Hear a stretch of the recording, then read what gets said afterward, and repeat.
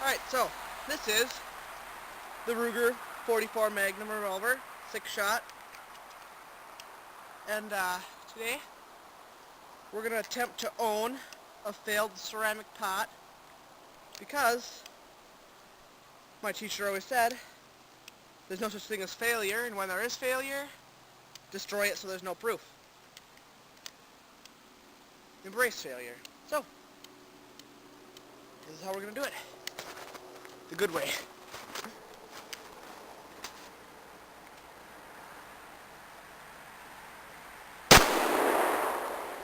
can stop recording this.